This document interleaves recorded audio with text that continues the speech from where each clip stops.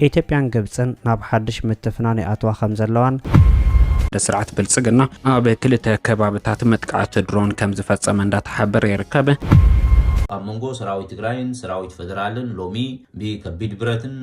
ደብዳብ ድሮናትን ዝተሓገዘ ኩናት ወይ ድማ ውግእ ጀሚሮም ዘሎ እዮም። ናይጄሪያዊ ፕሬዝዳንት ነበር ኦባሳንጆ ናብ መቐለ ክገይሽ ብቀዳማይ ሚኒስትር አብይ አሕመድ ተነጊርዎም። መንጎ ሰራዊት ትግራይን ሰራዊት ፌደራልን ሎሚ ብከቢድ ብረትን ደብዳብ ድሮናትን ዝተሓገዘ ኩናት ወይ ድማ ውግእ ጀሚሮም ዘሎ እዮም ዝገልጹ ዘለው። እቲ ውግእ ዝጀመረሉ ከባቢ ከዓ ብሰሜን ምዕራብ ትግራይ ከባቢ ባማድሬ ዓዲ ገብሩ ከባቢ እንዳባጉና ዘሎ ከባቢታት በዚ ከቢድ ክበሃል ዝኽእል ብከበድቲ ብረት ዝተሰነየ ውግእ ኣብ መንጎኦም ጀሚሮም ዘሎ እዩ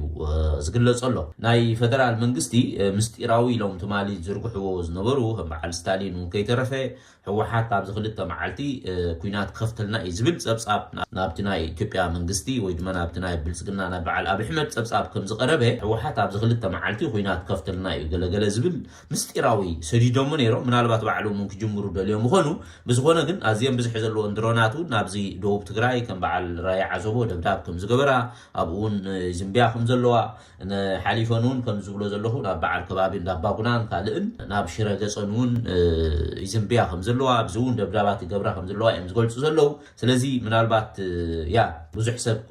ሰጊኡሉ ጸንሐ ክጅምር እዩ ሎሚ ጽባሕ ዝበሃለሉ ዝነበረ ኩናት ሎሚ ጀሚሩ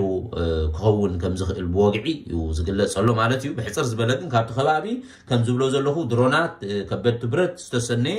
ውግእ ከም ዘሎ ግን እሙናት ምንጭታት ካብቲ ቦታ ሓቢሮም ኣለው። ክቡራት ኣሕዋት ብዝኾነ እዚ ናይ ብልጽግና መንግስቲ ኣብ ቀላጽሙ ዝኣምን ጀነራል ብርሃኑ ጁላ ብዝሓለፈ ሳልስቲ ኮማንዶ መበል 45 ኮማንዶ ኣብ ዘመረቐሉ ቀዲምና ሴርናየ ምና ሕጂ ከዓ በቃ ማሪኮን ከተምጽዎም ክብዛ ዓይነቱ ነቶም ኮማንዶ መልእኽቲ ከም ዘመሓላለፈሎም እዚኦም ባንዳ ደቂ ባንዳ ገለመለ ዝብል ከቢድ ጽርፍታትን ከቢድ ብድዕ ዝተመልኦ ነገራት እዩ ተዛሪቡ ማለት እዩ። ክቡራት ኣሕዋት ብዝኾነ ግን እዚ ናይ ኢትዮጵያ መንግስቲ ናይ በሓቂ እዚ ኣዝዩ ሓደገኛ ዝኾነ መንግስቲ እዩ። ህዝቢ ኢትዮጵያ ዘለዎ ኩነታት ይፍለጥ እዩ። ተዓዲ ብኹይናትን ወሮ ኹይናትን ኣናዊፅዋ እዩ። ብሓይሊ ተዘይኮይኑ ብካልእ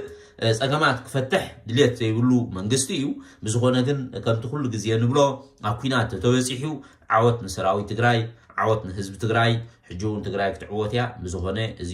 ሰበር ዜና ክቡራት ኣሕዋት ሎሚ ዕለት ቅድሚ ቀትሪ ኣብ ትግራይ ደብዳበ ድሮን ኣጋጢሙ። እዚ ደብዳበ ድሮን ኣብ ክልተ ዞባታት ማለት እውን ኣብ እንዳባጉናን ራያ ዓዘቦን ዘጋጠመ ኮይኑ ኣብ እንዳባጉና ፍሉይ ቦታ መውፅኢ ዓዲ ገብሩ ከባቢ ኣብራ ጎዳና እንትኾን ብተመሳሳሊ ኣብ ዞባ ደቡብ ትግራይ ወረዳ ራያ ዓዘቦ ጣብያ ገነቴ እውን ደብዳብ ድሮን ተፈጺሙሎም። በዚ ደብዳብ ኣብ ንብረትን ሰብን ዝመጽሐ ጉዳት ክሳብ ሕዚ ዝተፈለጠ ነገር የለን። እቱ ዘለና ያው ተሓደ ዘለና ዓብይ ምዕባለ ማለት እዩ። ጥቕልል ዝበለ ኣብ ትግራይ እንታይ ዘካየድ ዘሎ ድሮናት ደብዳብ ይካየድ ዘሎ እዩ። በንፍዓት ወይ ዝተገብረ እንቅስቃሴ ዘሎ እዩ። ብዛዕባኡ ነግረኩም ኢና። ኣብ ትግራይ ዝካየድ ሓደሽቲ ነገራት ዝረኸብናዮ ነገር ኣሎ። خالي عبي أحمد سمعته يطفي له تو زخم تفلتوا إني 4 عامات زأكل مفكر كوميشن يلو زت عايش وزن برا زل على هنات صرح له حق منجست تغيروا علم راح تتسويعوا كله نجر كود توديو حق منجست تغير قال ما لازم حسابه نجر نيرو جن دينجت أم بترشة تقاريسو تو أخي وازق برزنا وين تقاريسو نسون نبي كم زلوا طفيو عنه عبي أحمد يتر إن حلفة 3-4 معلتي ترى ايه هذه اب አዲስ አበባ የሚሆን አምቡላ ዓለም ዘሎ ናይ ኢትዮጵያ ነገር ዝከታተል አብይ አህመድ ከም ትፈልጥዎ አብይ አህመድ አብይ ሕማም ኣለዎ እዩ ንዘይ ትፈልጥዎ ሕማም ኣለዎ ታይት ሕማሙ ክንነግረኩም ኢና ሓሚሙ እዩ ዩናይትድ ዓረብ ኤምሬት በአውሮፕላን ተጽዒኑ ወዲያው ከይዱ እዩ ይዝብል እንሄው በሓደ ወገን ከዓመ አብይ አህመድ ብጣዕሚ ፈሪሑ ተጨኒቁ ስለ ዘሎ ኣብ ሲቹዌሽን ሩም ወይ ከዓመ ኣብ ዕጹ ወታደራዊ ዘን ድሮናት ነተኸታተለ እንታይ ይካየደሎ 24 ሰዓት ካፍቱ ቤተ መንግስት አኪዎም ዘሎ 6 ሰባት ምስኡ ሒዙ ንሱ ይዝከታተል ዘሎ ዝብሉውን እንሄው አይና አይተሐቂ ንሕና ዝረኸብናዮ ናባኻትኩም ክነምብሊና ከምቲ ዝወልኩኹም ክሻዕ መወዳእታ ምሳና ጸኒሕኩም ንኽሰምዕዎ እየ ዝዕድመኩም ብትፍኑ ናይ ትግራይና ዘሎ ኩነታት ክጅምርየ ካብ ድሓረ ናፍቲ ናይ አብይ አሕመድ ክወስደኩም እየ ብናይ ትግራይና እንትንጅምር እንተለና ሰማዕተይ ኣብ ትግራይ ሎም ማዓንቲ ኣብ ዝተፈላለዩ ቦታታት ኣብ ዳባጉና ከባቢ ብጸለምቲ ብምዕራብ ትግራይ ዘሎ ብዙሕ ዝኾነ ወታደራዊ ምንቅስቃስ ይግበረሎ ብፍላይ ብኸበድቲ ጽዋራት ደብዳብ እናተኻየደ ከም ዝነበረ ንነዊሕ ግዜ ዋላ ዘይኮነ ብኸቢድ ነዊሕ ዝበርር ፈሪሑ ርዒዱ ተጨኒቁ ክኸውን ወይ ከዓመ ናይ ማን ወራር ከካይድ እዩ ዝፍትን ዘሎ እዚ ዝተፈለጠ ነገር የለን ግን ብኣንፈት ዳባጉና ደብዳብ መዳፋዓት ከም ዘርፈደ ጥሉል ዝኾነ ሓበሬታ ካብኡ ረኺብና ኣለና ካብ ዳባጉና ማለት እዩ ብኻሊእ ኣንፈት ኣብ ሱዳን ከባቢ ዘሎ ሰራዊትና እውን ብዙሕ ምንቅስቃሳት ይገብር ከም ዘሎ ዝርዝር ናብኡ ክንኣተይ እንደልን ግን ጽቡቕ ዝሕጉስ ነገራት ከም ዘሎ ሰሚዕና ኣለና ብቱ ሸረሪና ከባቢ ዘሎ ኣብኡ ዝተደከረ ክልተ ክፍላተ ሰራዊት ናይ ዓብይ ኣሕመድ እውን ንምእካቡ ጨኒዕዎም ከም ዘሎ ከም ብሓድሽ ቀጣይሽዎ ፈቲኖም ከም ዘይተሳኽዐሎም እዩ መድሃኒየ ገሊጹ ዘሎ ኣብ ሱዳን ዘሎ ናይ ሓሚቲ ኣቱ ዝነበረ ጽዋራት ካብ ሊብያ ናብ ሱዳን እውን ከም ዘሎ ኣብ መንገዲ ጸኒሖም ዝውረስ ወሪሶም ብዝርዝር ጽሒፍዎ ኣሎ ዝውረስ ወሪሶም ዝቃጸለ ቃጺሎም በታቲኖም ከም ዘለው ሪፖርት ተገይረሎ ናይጄሪያዊ ፕሬዝዳንት ነበር ኦባሳንጆ ናብ መቐለ ክገይሽ ብቀዳማይ ሚኒስትር አብይ አሕመድ ተነጊርዎም ኣብ ዝሓለፉ መዓልታት ፕሬዝዳንት ነበር ኬንያ ኡሁሩ ኬንያታን ኦሉሴጉን ምስ ምኽንባት እቲ ንዳግመ ውደባን ምፍራስ ሕገ መንግስትን ተባሂሉ ኣብ አዲስ አበባ ከሰላሰል ጸንሐ ምክክር ኮሚሽን ተረኺቦም መደረ ክገብሩ ብዝብል ተዓዲሞም ኣብ አዲስ አበባ ምእታዎም ዝሕበር ዘለዎም አዲስ አበባ ምእታዎም ክሕበር ከንዩም እዚ መድረኽ ኣብ ዝሰላሰል ዘሎ ድሕሪ ውዕሊ ፕሪቶሪያ ኣብ ርእሰ ከተማ ትግራይ መቐለ ዝተፈጸመ መጥቃዕቲ ድሮን ነታ መንጎ መንግስትን ፌደራልን መሪሕነት ትግራይን ተቆጻጸሩ ዘሎ ህዝባ ወያነ ሓርነት ትግራይ ዘለዎ ወጥሪ ናብ ካሊእ ምዕራፍ ከይሰጋገር ስጋት ፈጢሩ ይርከብ በተደጋገምቲ ዝበጽሕ ዘሎ ሓይልታት ትግራይ ናብ ዕላው መጥቃዕቲ ክሰጋገሩ ይኽእሉ እዮም ዝብል ስጋት ዘንቀሎ ድማ አብይ አሕመድ ንኣደራዳሪ ተወካሊ ሕብረት አፍሪካን ኦሉሴጉን ኦባሳንጆ ናብ መቐለ ምልኣኽ ካብ ናይጄሪያ ብህፁፅ ናብ አዲስ አበባ ከኣቱ ከም ዝገበረ ፍልፍላት ረዲኦም በፍጥነት በአስቸኳይ አዲስ አበባ እንዲገባ የተደረገው ከትናንትና ነበር። ትናንትና ኦባሳንጆ በነገራችን ላይ ታሞ በአሜሪካ ሲታከም ነበር። ከዛ በኋላ ደግሞ ወደ ናይጄሪያ ተመልሶ እዛ ሕክምናውን እንዲከታተል ተደርጎ ነበር። አሁን በፍጥነት አዲስ አበባ ግባ ብሎ አብይ ደወለለት። ከናይጄሪያ ትናንትና ማታ ገባና ዛሬ የምክክሩ ላይ ተገኘ። ዋናው ዓላማ ምክክሩ መዝጊያ ላይ እንዲገኝ አይደለም፣ ወደ መቀሌ እንዲሄድለት ነው። ዋናው በጣም ከፍተኛ ምስጢር ነው። በነገራችን ላይ እኔ የሚከታተሉ ሰዎች ናቸው የሚነግሩን። ይሄ የኦባሳንጆ የመቀሌ ጉዞ ለምንድን ነው በአስቸኳይ እንደሆነ የተደረገው? የጠየቅኩት ምንድን ነው የአብይ ጀነራሎች ከትናንት ወዲያ አሰስመንት አድርጎ የትግራይን ሁኔታ ዝግጅቱን አሰስ አድርጎ ለአብይ አስረክቧል። ምንድነው ያሳየው? የአሰስመንት ትግራይ ወደ ጦርነት ልትገባ ኮማንዶ ቀይሕ ቦኔት ዝገበሩ አባላት ኮማንዶ ነታርጌት ምቹዋት እዮም ተባሂሉ አማኻሪ ቀዳማይ ሚኒስትር አብይ አሕመድ ናይ ቀደም ፕሬዝደንት ግዚያዊ ምምሕዳር ትግራይ ዝነበረ ጌታቸው ረዳ እናተሰፈየ ዘሎ ቀይሕ ቦኔት ዝገበሩ አባላት መከላከያ ሰራዊት ተመልኪቱ ሓደ ርእይቱ ይብሎም እቶም አባላት ኮማንዶ ሪፐብሊካን ተባሂሎም እናተጸውዑ ከም ዘለውን ካብ ክልተ ክሳብ 3 ሰሙን ተዓሊም ወሲዶም ከም ዝወፁ ብምጥቃስ እዞም ሓይልታት ታርጌት ምቹዋት እዮም ኢሉ እዚ ድማ አማኻሪ ቀዳማይ ሚኒስትር ነዚ ሚስጥር መውፁእ ንብዙሓት ኣገሪሙሎም ብፍላይ ድማ ሰራዊት ትግራይ ምስ መከላከያ ዝገብሮ ሙጋት ንኮማንዶ ብቀይሕ ቦኔቶም ኣብ ግንባሮም ይወቕዑ ምንባሩ ዝዝከር እዩ። ኣብ መንጎ ህዝብታት ኤርትራን ትግራይን ኣብ ከተማ ዛላንበሳ ርክብ ከም ዝተኻየደ ተገሊጹ ትማሊ ኣብ ትግራይ ነበርቲ ወረዳ ጎሎ መኸዳን ከተማ ዛላንበሳን ምስ ካብ ንኡ ዞባ ሰንዓፈ ዝመጹ ኤርትራውያን በዓል ማርያ ብሓባር ከም ዘኽበሩ ተገሊጹ እቲ ኣብ ከተማ ዛላንበሳ ዝተኻየደ ጽንበል ካብ ሃገር ኤርትራ ከባቢታት ንኡ ዞባ ሰንዓፈ ዝመጹ ኤርትራውያን ከም ዝተረኸቦ ናይቲ ከባቢ ምንጭታት ምጥቃሶም ተገሊጹ ምክትል ዋና መሓዳሪ ዞባ ምብራቕ ኣብ ዘስምዑ ቃል ቀንዲ ዕላማት ኣብ መንጎ ትግራይን ኤርትራን ዝግበር ዘሎ ርክብ ናይ ክልቲኦም ህዝብታት ሰላም ልምዓትን ድሕነትን ንምርግጋጽ ከም ዝኾነ ገሊጹ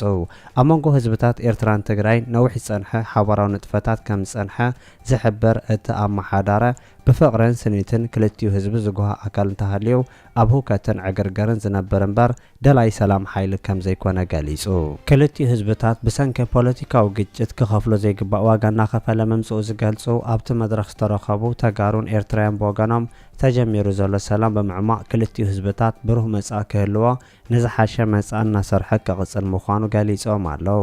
እቲ በዓል ብሰንኪ ስግኣት መጥቃዕቲ ድሮን ኣብ ዋና ከተማ መቐለ ከይካየድ ምምሕዳር ናይቲ ክልል ዘፍለጠ ኮይኑ እቲ ዓመት መጽእ ኣብ ስቴድየም ዝካየድ ዝነበረ ሰፊሕ ባህሊ ኣብቲ ምስ ኤርትራ ዘዳብ ወሰናዊ ወሰን ክኽበር ከም ዝተረኣየውን ክፍለጥ ተኻኢሉሎ ሰመዚ ክልል ትግራይ ከም ዝገለጾ ኣብ መቐለ ዝግበር ዝነበረ ኣከባብራ በዓል ኣሸንዳ ብምኽንያት ስግኣት መጥቃዕቲ ድሮን ዋላ እኳ እንተተሰረዘ ኣብ ትግራይን ኤርትራን ዝርከባ ቦታታት ሓዊስካ ኣብ ዝተፈላለዩ ቦታታት ትኽልል እቲ በዓል ይኽበር ከም ዘሎ ምግላጾም ተፈሊጡ ኣብ መንጎ ኤርትራን ትግራይን ኣብ ዝርከባ ዓድታት ዝተኻየደ ኣከባብራ ናይቲ በዓል ተቐማጦ ትግራይ ናይ ጎረቤት ሃገር ኤርትራ ነበርትን ፍሉይ ድምቀት ከም ዝሃብዎ ዝገልጹ እቶም ናይ ትግራይ ሰመዚ እቲ ኣብ ዶባ ዝተኻየደ ጽምብል ፍሉይነት ከም ዝነበሮ ይገልጹ ናይ ኤርትራን ትግራይን ህዝብታት ናይ ሓባር ታሪክ ባህልን ኣቃውማን ከም ዘለዎም ዝሕብሩ እቶም ሰመዚ ናይ ሓባር ዕድል ክህልዎም ዝኽእል ህዝብታት ሓቢሮም ክሰርሑ ምርኣይ ተስፋ ከም ዝህብ ገሊጾም ብባህላዊ ኣልባሳት ዝተሸለማ ብኣሽሓ ዝቁፀረ ኣንስትን ኣዋልድን ሳተፍሉ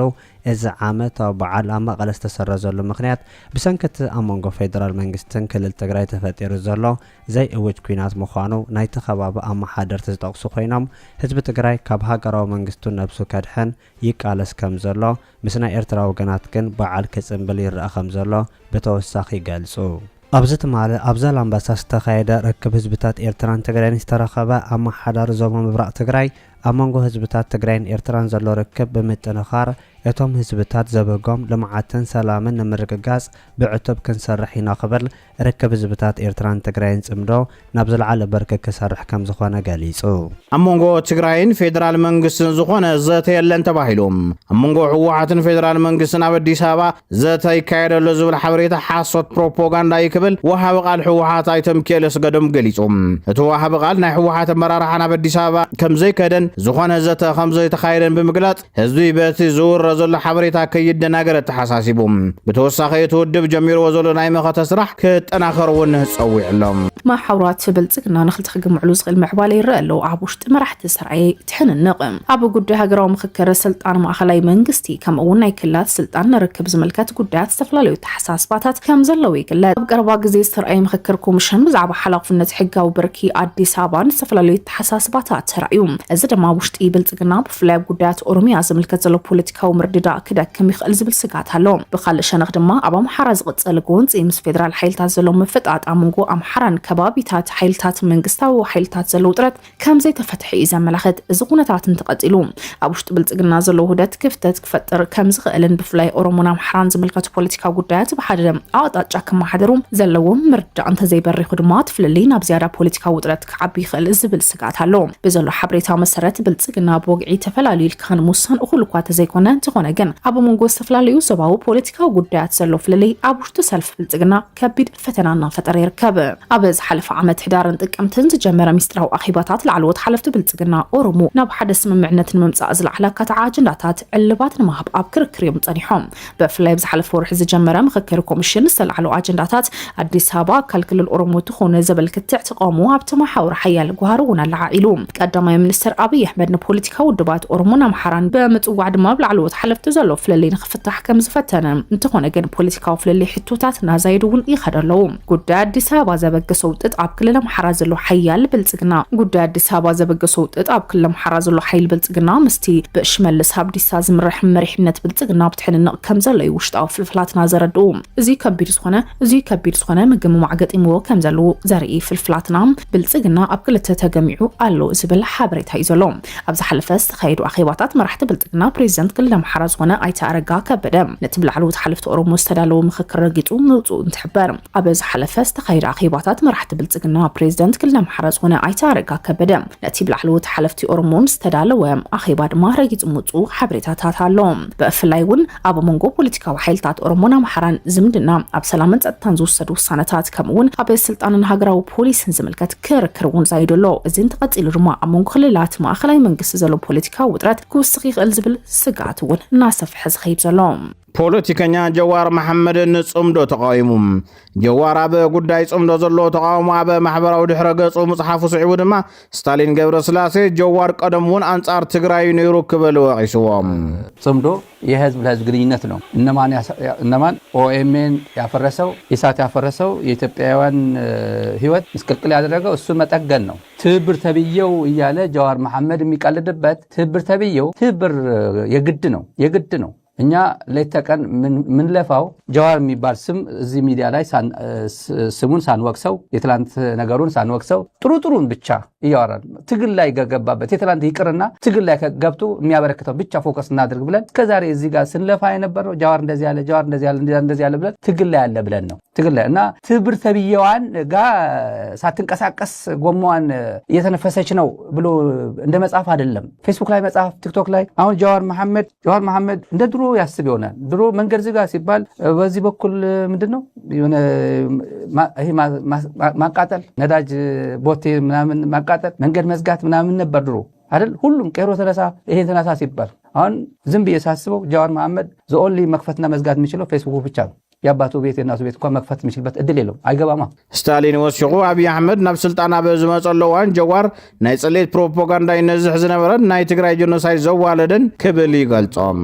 የ2018 በፈረንጆች ለውጥ የነበረው የምታውቁት ነው። ድንጋይ ወርውረን አባይ ፀሐዬን ስኳርና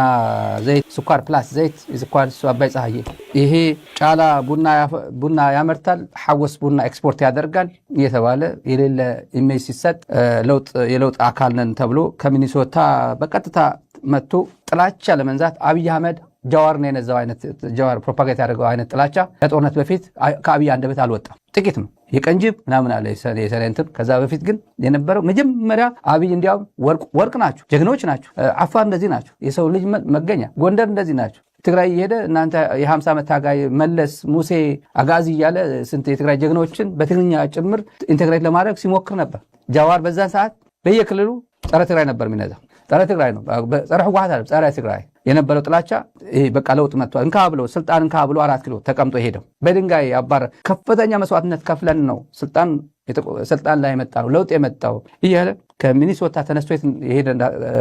የት እንደገባ ታውቃላችሁ? አፋር፣ ጎንደር፣ ሐዋሳ፣ ባህር ዳር፣ አምቦ በሄደበት የህወሓት አገዛዝ የበዘበዛችሁ 27 ዓመት የተበዘበዛችሁ የተበላችሁ ብሔር ብሔረሰብ እያጋጨ ስልጣን ላይ የነበረ መንግስት ድርጅት የሚባል እንዲህ ለውጥ መጥቷልና ዝም ብለን ምክንያት ሳንፈልግ ዝም ብለን ወደፊት መሄድ አለብን። ድርጅቱ አሁን ስልጣን እጃችን ላይ ገብቷል መስራት አለብን ብሎ መስራት ሲገባው ቀጥታ የገባው ወደ ጥላቻ ነው። ጀዋር ድሕሪ ህወደግ ምፍራሱ ካብ ዘስምዖም ዝነበረ መልእኽትታት ድማ ነዚ ስዕብዩ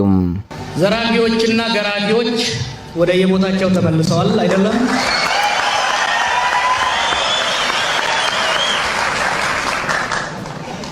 በአዋሽ መንደላቀቅና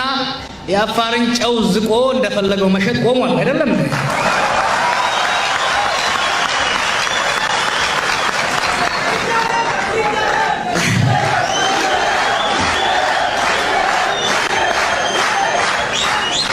አፋር ሲራብ ግመሉ ሲጠማ ወሊድ እናት ብትታተብበት ስታጣ በአዋሽ ወንዝ የሚንደላቀቁ ዛሬ የሉ። የአፋር ህዝብ ፈጣሪ በሰጠው ንብረቱ እንዳይጠቀም ፈጣሪ የሰጠውን ጨው እንዳይጠቀም እሱ ሲቸገር ጨውን ዝቆ በአገር ውስጥና በውጭ ሀገር የሚንደላቀቀው ዛሬ የለም አይደለም እንዴ?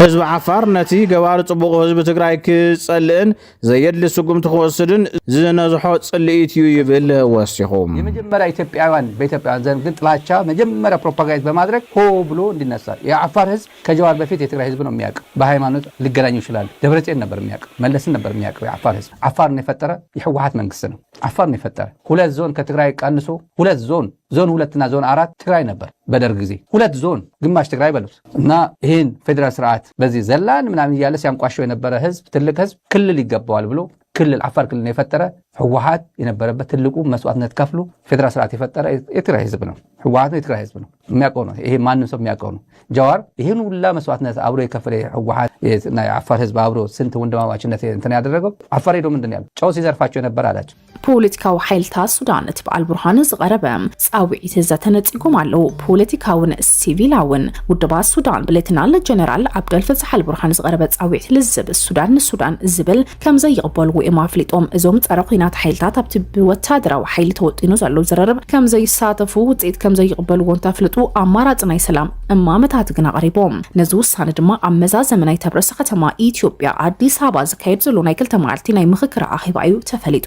ኣብ አዲስ አበባ ዝተቀፂሉ በፍላይ ኣብ አዲስ አበባ ብዛዕባ መፍትሕ ኩናት ዝግበር እዘተ ካትዒ አጀንዳታት እውን ተራእዮም ብዛዕባ ሱዳን ዝቕፅል ዘሎ ኩናት ንምዕራፍ ኣብቲ ኩናት ክውሰዱ ዝግብኦም ስጉምታት ዝምልከት ምክክር እዩ ተኻይዱ። እቲ ክልተ መዓልቲ ዝወሰደ ምክክር ኣብ መንጎ ዝተፈላለዩ ሱዳናውያን ፖለቲካዊ ሓይልታት ሲቪል ማሕበራትን ውድባትን ዝተኻየደ ኮይኑ ዋና ዕላምኡ ድማ ንፃዊዒት መራሒ ሰራዊት ሱዳን ጀነራል ዓብደልፈታሕ አልቡርሃን ሱዳናዊ ዘተ ዝምልከት ሓበራዊ ኣቃውሞ ንምፍጣር እዩ። አልቡርሃን ብ14 ሓሰን ሓደ ሰፊሕ ውሽጣዊ ሱዳናዊ ዘተ ዳሎ መንገድ ንምፋትም ውሕስነት ጸጥታ ሕግን ፖለቲካውን ውሕስነት ከም ዝተቀበለ ይገልጹ። እንተኾነ ግን ኩሎም ሱዳናውያን ሓይልታት ነዚ ጻውዒት ብሓደ ኣቋም ኣይተቀበልዎን። ሲቪላዊ ሓይልታት ቅድሚ ሓፈሻዊ ፖለቲካዊ ዘተ ኣብ መላእ ሱዳን ትኩስ ምቁራጽ ናይ ሰብ ሰላም ድሕንነት ምርግጋጽ ከሉ ከም ዘለዎ ድማ ኣስሚሮምሉ። እዚ ዘተ ኩናት ሱዳን ካብ ወታደራዊ ምዕዋት ጥራሕ ናይ ፖለቲካዊ መፍትሒ ንምምጻእ ዝግበር ናብ ፖለቲካዊ መፍትሒ ንምምጻእ ዝግበር ምንቅስቃስ ንዓበ እዩ ዝኸይድ ዘሎ። ኣብ አዲስ ኣበባ ዝካየድ ዘሎ ምክክራት ግን ኣብ ውሽጡ ሱዳን ዘሎ ዓብይ ፖለቲካዊ ምፍልላይ እውን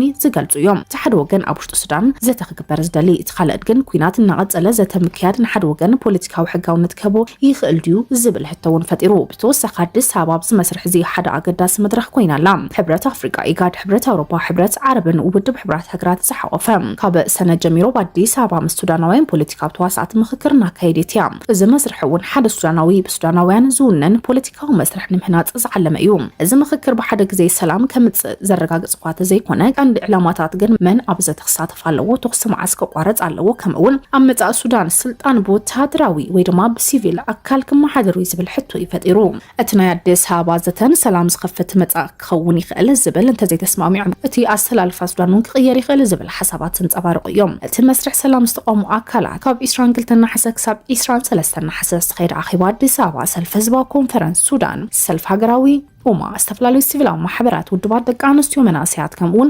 مسكلتي وገን ዝኾነ ጎንጽ ዘይብሎም ፍሉጣት ውልቀ ሰባት ምሁራት ውን ተሳቲፎም ምዃኖም ድማ ሱዳን ተሪቡን ውን ጸብጺብሎም። ኣብቶም ተሳተፍቲ ቀዳማይ ሚኒስትር ሱዳን ነበር ዓብደላ ሐምዶክ መራሒ ምንቅስቃስ ሓርነት ሱዳን ዓብደል ዋሂድ አልኑር አቡ መንበር ሰልፊ ኡማ ሙባረክ አልፋደልን ይርከቡ። ተሳተፍቲ ብዝብጽዎ ሓብራዊ መግለጽ ድማ ንጻውዒት ወታደራዊ መራሒ ዝነጸግሉ ኩነታት ይዝረአ። ሓደ ምኽንያት ድማ ተጻውዒት ኣብቲ ወታደራዊ ሓይሊ ዝቆጣጽሩ ከባቢታት ጥራሕ ዝርርብ ስለዝነበረ እዚ ድማ ክልቲኦም ወገናት ዘይተስማምዑሉ ዝተነጸለ ስጉምቲ ከም ዝነበረ እዮም ኣብሪሆም። ሱዳን ብኻልእ ወገን ዝቆጻጸርዎ ከባቢታት ስለዘይሓወሰት ከይትመኣቕሎም ድማ ስክፍቶም ገሊጾም። ብኻልእ ወገን እውን እቲ ጻውዒት ሕጋውነት ከም ዘይብሉ ቁልጡፍ ተኽሲ ደሞ ባል ከም ዘይጠቃለልን ዝገልጽ መግለጺ ኣማራጺ መስርሕ ሰላም ኣቕሪቡ ዘሎ። እዚ ብናጻ ሕጉራዊ ኣካል ዝካየድ ኣብ መላእ ሃገር ክካየድ ሓሲቡ ዘሎ ሓቀኛ ሃገራዊ ዘተ ክኸውን ከም ዝግባኦም ኣመላኺቶም። እቲ መስርሕ እውን ብሰለስተ ነገራት ዝተሰነየ ከም ዝኸውን ትጸብጸብ ህጹጽ ሰብኣዊ ሓገዝ ነባር ተኽሲ ደሞ ባል ቅልውላው ሱዳን ምውጋድ ንጹር ፖለቲካ መንገድ ምዃኑን ንሓበሩ ዝርከቡ። ኣብ መቐለ ስታዲየም ክካየድ ተሓሲቡ ዝነበረ ጽምብል ኣሸንዳ በሰንኪ ስግኣት መጥቃዕቲ ድሮን ድሕሪ ምስራዙ ኣብ ዝተፈላለየ ከባቢታት ትግራይ ግን ብክብ ዝበለ ድምቀት ከም ዝተባዕለ ዝተገልጸ ኮይኑ ኣብ ዶባት ኤርትራን ኢትዮጵያን እውን ህዝብታት ክልቲኡ ኣብ ዶባት ዝርከብ ከባቢ ዝተረኽብሉ ጽምብል ከም ዝተኻየደ ተገሊጹ። ኣብቲ ኣብ ዶባዊ ከባቢታት ተኻይድ ዘሎ ኣከባብራ ናይቲ በዓል ተቐማጦ ወረዳ ጉሎ መኸዳን ከተማ ዛላምበሳን ወገን ኤርትራ ድማ ካብ ከም ሰርሓ ኮኾባይ እንዳ ዳሽምንስ መጃናን ካልእ ከባቢታት ሰንዓፈን ምዝመጽ ኤርትራውያን ብምዃን ኣብ ከተማ ዛላምበሳ ነቲ በዓል ብሓባር ከም ዘብዓለ ወይ ተገሊጹ ዘሎ። ኣብ ስነ ስርዓት ምጅማር እቲ በዓል ምድረ ዘስምዑ ምክትል ኣመሓዳሪ ዞባ ምብራቕ ትግራይ ሃይላይ ገብረ ማርያም መንጎ ተጋሩን ኤርትራውያን ዝካየድ ዘሎ ቀጻሊ ጽምዶ ኣብ ክልቲኡ ሸነኽ ዶባት ንዝርከቡ ማሕበረሰባት ሰላም ልምዓትን ድሕንነትን ዘምጽእ ኢሉ ክገልጾን ከሎ ክልቲኦም ህዝብታት ሓበራዊ ታሪኽ ባህልን ቅርስን ዝካፈሉን ዝተኣሳሰረ መጻኢ ዕድል ከም ዘለዎምን ገሊጹ ኣብቲ በዓል ተሳተፍቲ ድማ ኣብ ዝሃብዎ ቃል ብክልቲኡ ወገን ንዝርከቡ ማሕበረሰባት ንፖለቲካዊ ወጥሪ ከቢድ ዋጋ ከም ዝኸፈሉ ብምሕባር ነቲ ዝቕልቀል ዘሎ መስርሕ ሰላምን ዓሚቕ ምትሕብባርን ክሰፍሕ ጻውዒት ኣቕሪቦም እቲ ኣብ ከባቢ ዶብ ዝተኻየደ ጽምብል ምስቲ ኣብ መቐለ ዝተረኣየ ምዕባለታት ኣዝዩ ዝተጻረረ ኮይኑ ሰበስልጣን እቲ ክልል ትማሊ ሐሙስ ነቲ ቀዳም ክካየድ ተመዲቡ ዝነበረ ቀንዲ ምትእኻብ ናይ መቐለ ሰሪዞም እዮም እቲ ምኽንያት ከዓ መንግስቲ ፌደራል ኣብ ልዕሊ ትግራይ ብዝፈጽሞ ዘሎ ተደጋጋሚ መጥቃዕቲ ስጋኣት ስለ ዝሓደረ ምዃኑ ተገሊጹ ከም ዝፍለጥ ኣብ ዝሓለፈ ቀረባ መዓልታት ኣብ መቐለ ብመንግስቲ ፌደራል ተፈጺሙ ዝነበረ ናይ ሰብ ኣልቦ ነፋሪት ወይ ድሮን መጥቃዕቲ 14 ሰላማውያን ሰባት ክቆስሉን ኣብ ልዕሊ ንብረት ድማ ከቢድ ጉድኣት ክወርድን ተረኣዩ ነይሩ እዩ ፕሮግራም ምግቢ ዓለም ትካል ህፃናት ውድብ ሕብረት ሃገራት ወይ ዩኒሴፍ ብጽሕፈት ምውሃድ ሰብኣዊ ጉዳያት ውድብ ሕብረት ሃገራት ውድብ ምግብን ሕርሻን ውድብ ሕብረት ሃገራት ሕብረት ኤውሮጳን ኢጋድን ካልኦት ሰብኣዊ ትካላትን እቲ ደርቅን ዕለቕላቕ ማይን ከስዕብ ዝኽእል ኤልኒኖ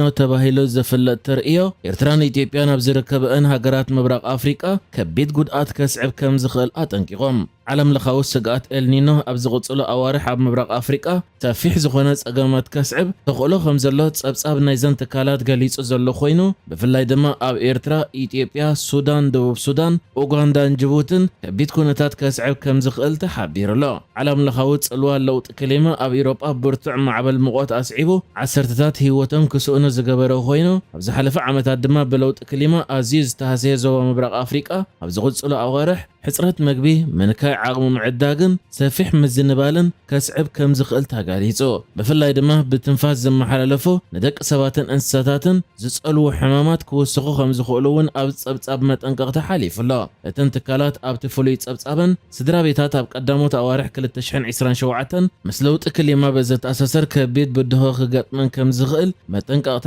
ወፂኡ ዘሎ ኮይኑ ብመንግስታት ናይ ዘን ሃገራት ድማ ናብ ሕብረተሰባት ናይ መጠንቀቕታ መልእኽቲ ምትሕልላፍ ኣድላይ ምዃኑ ተገሊጹሎ ትካል ምግብን ሕርሻን ውድብ ሕብረት ሃገራት ኣብ ዝሓለፈ ቀረባ እዋን ኣብ ኢትዮጵያ ብሰንኪ ተርእዮ ኤልኒኖ ንዘጋጥም ደርቅን ዕለቕልቕን ማይን ንምምካት ህጹጽ ናይ $50 ሚልዮን ሓገዝ ክውሃብ ጻውዒት ኣቕሪቡ ነይሩ እዩ እቲ ሓገዝ ካብ ሰነ 2026 ክሳብ መጋቢት 2027 ንዘሎ እዋን ዝዓለመ ከም ዝኾነን ን4.66 ሚልዮን ዝኾኑ ተጸበይቲ ሓገዝ ንምድጋፍ ዝዓለመ ይውን ኢሉ ነይሩ እዩ ፕሮግራም ምግቢ ዓለም እውን ነዚ ተርእዮ እዚ ኣብ 45 ናብ ሓደጋ ዝተቓልዓ ሃገራት ዘሎ ብዝሒ ተጸበይቲ ረድኤት ብ22 ሚእታዊት ከዛይድ ኢሉ ዝነበረ ኮይኑ እቲ ቁጽሪ ድማ ብሓፈሻ ናብ 274 ሚልዮን ተጸበይቲ ረድኤት ከብጽሖ ከም ዝኽእል ኣጠንቂቑ ነይሩ እዩ መከላከያ ሰራዊት ኢትዮጵያ ድሕሪ ሕዛብ ዝካየዱ ውግኣት ተዋጊኡ ናይ ምስዓር ዕድሉ ንኡስ እዩ ተባሂሉ ነዚ ዝበለ ልእደውታ ኣያሌው ከም መረዳእታ ገይሩ ዘቕረቦ ምስ ፋኖ ዝኹሉ ዓመት ተዋጊኡ ዘይምስዓሩ ዓብይ ምስክር ይብል ከዚህ በኋላ የኢትዮጵያ ሰራዊት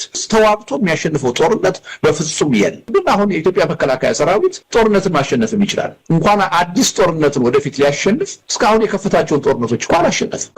ከህወሓት ጋር የተደረገውን ጦርነት በዘላቂነት ስላላሸነፈ ነው አሁን አዲስ ጦርነት ሊነሳ ዳርዳር እየተባለ ያለው አሸንፎ ቢሆን ኖሮ በድል አጠናቆት ቢሆን ኖሮ ይሄ ችግር አይመጣም ነበር አላሸነፈም ከኦላ ጋር ላለፉት 7 ዓመታት ጦርነት አካሄደ አላሸነፈም ሁሉ ጊዜ ጨርሻቸዋለሁ አልቆላቸዋል እየተሽለኮለኩ ነው ይላል አሁንም ግን ኦላ በተጠናከረ ሁኔታ እየተዋጋ ማሸነፍ አልቻለም ፋኖ ይሄ 2 ዓመት አለፈው አይደል እንዴ ምንም ያልተደራጀ የህዝቡ ሰቆቃ መከራ ብቻ ብሶቱ አነሳስቶት ወደ ጦርነት የገባ ተገፍቶ የገባ ኃይል የተደራጀ ኃይል አይደለም አመራር አልነበረው መሳሪያ አልነበረው ነው ግፉ ብቻ ነው ወደዛ ውስጥ ያስገባው ያን ኃይል እንኳን ማሸነፍ አልቻለም ይሄ ፋኖ አሁን እየተጠናከረ የበለጠ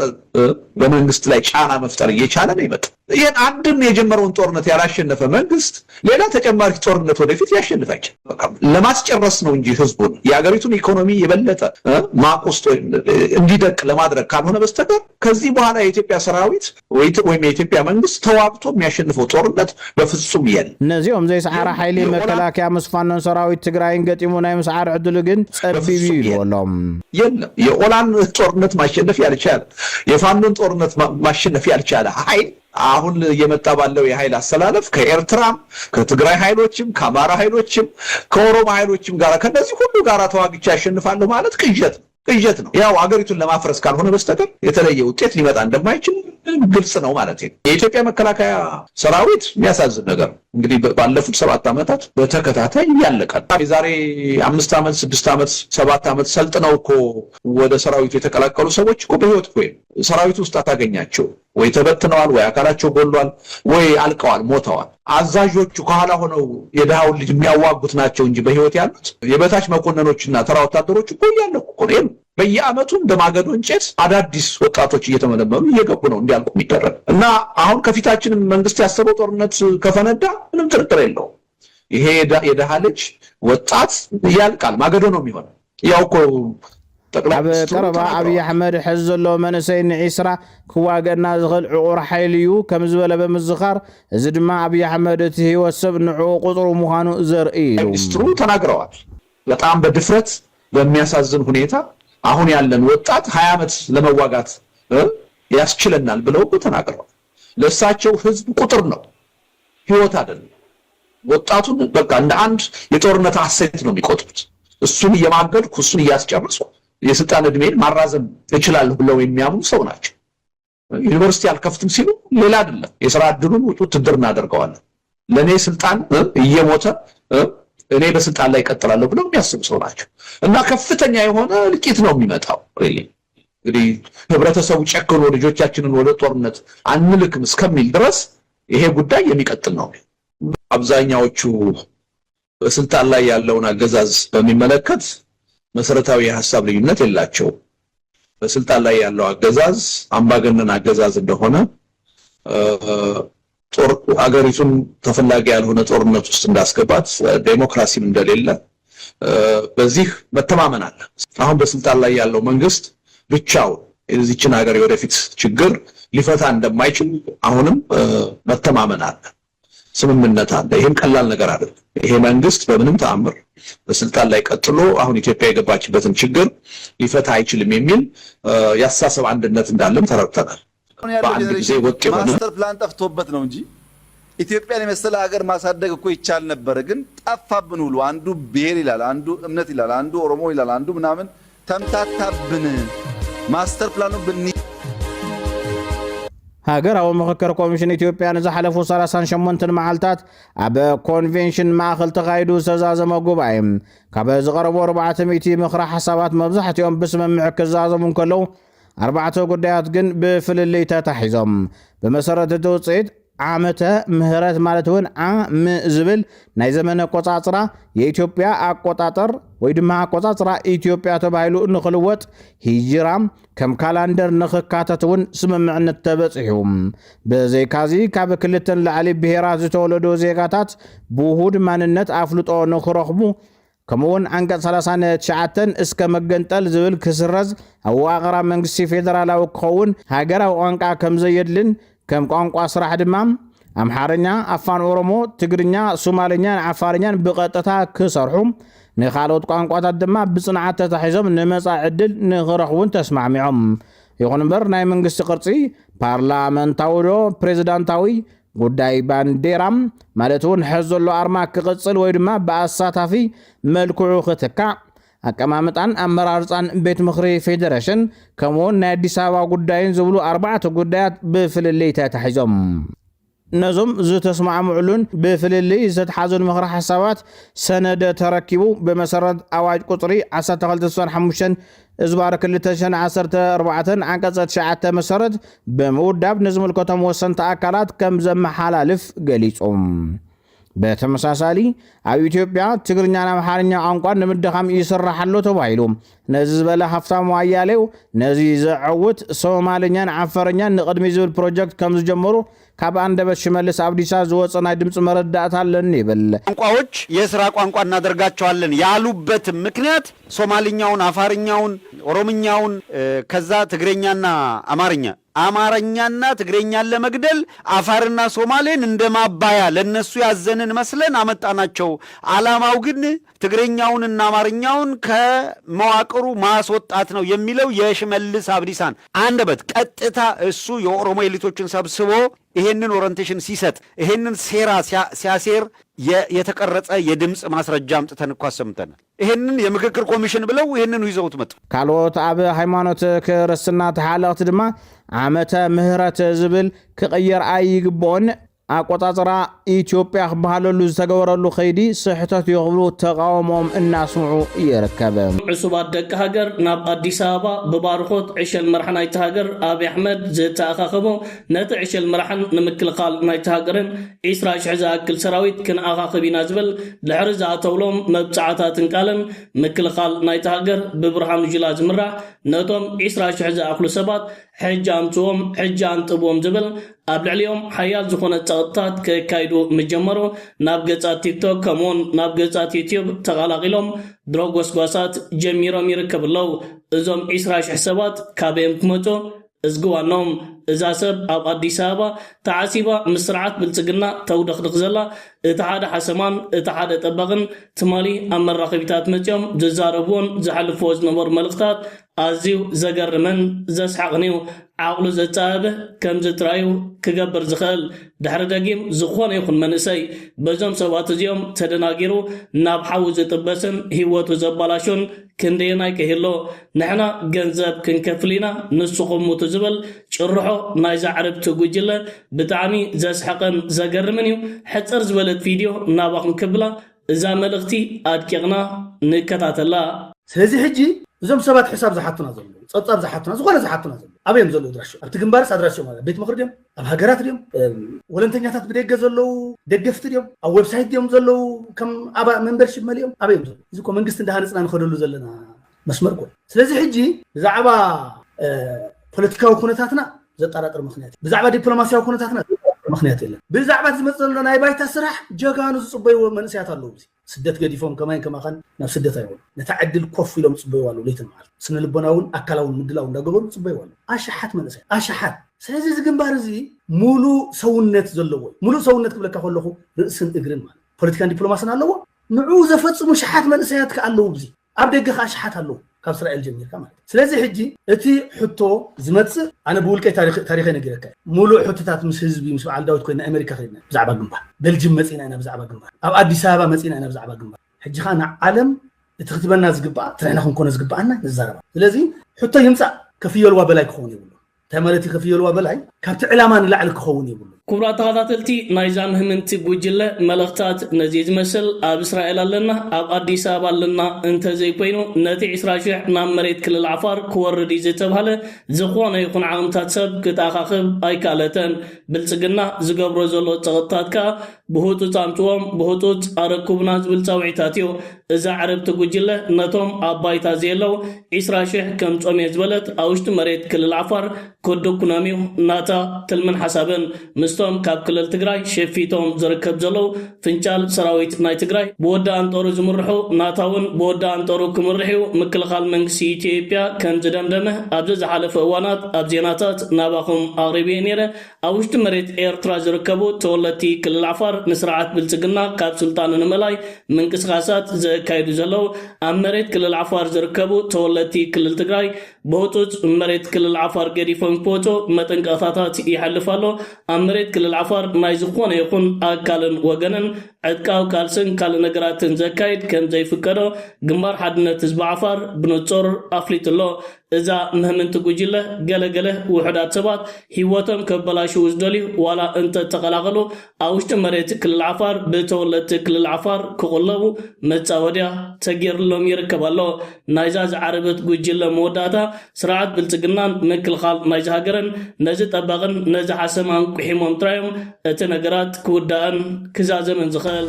ኣብ መንጎ ግብፅን ኢትዮጵያን ምትፍናን ይዓርግ ከም ዘሎ ተገሊጹ። ኣብ መንጎ ግብፅን ኢትዮጵያን ካብ ግዜ ናብ ግዜ ንዓበይ ክመጽእ ጸንሐ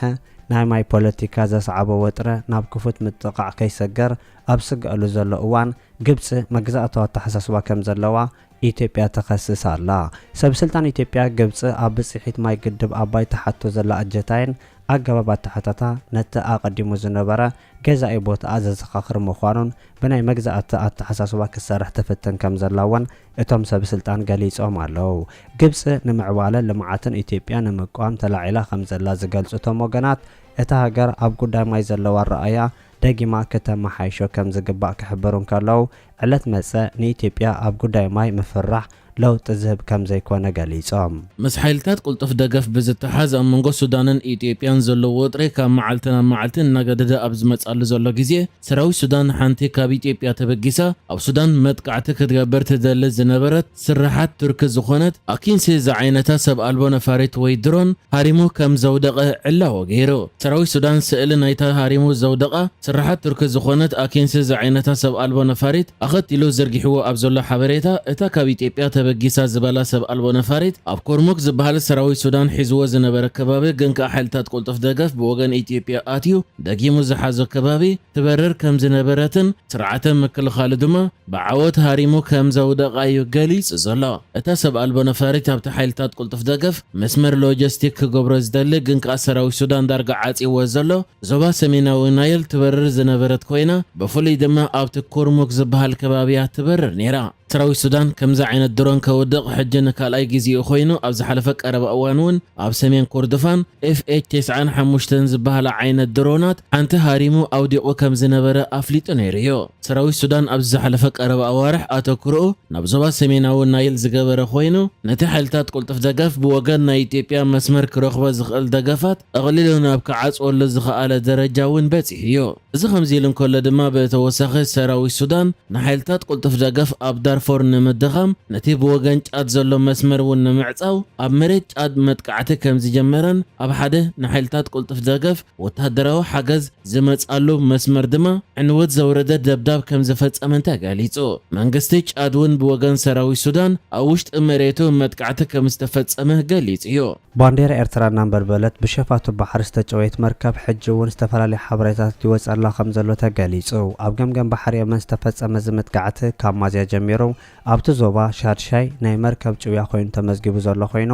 ኣብ ሶማል ዝመደብሩ በዓል መጽህታ ባሕሪ ከም ዝሓበሮ ሶማልያን ሸፋቱ ባሕሪ ወይ ቀርሰንቲ ኣብ ጥቓ ገምገም ባሕሪ የመን ሓንቲ ፍርያት ነዳዲ ትጽዕን መርከብ ከም ዝጨወዩ CBS ኒውስ ጸብጺቡ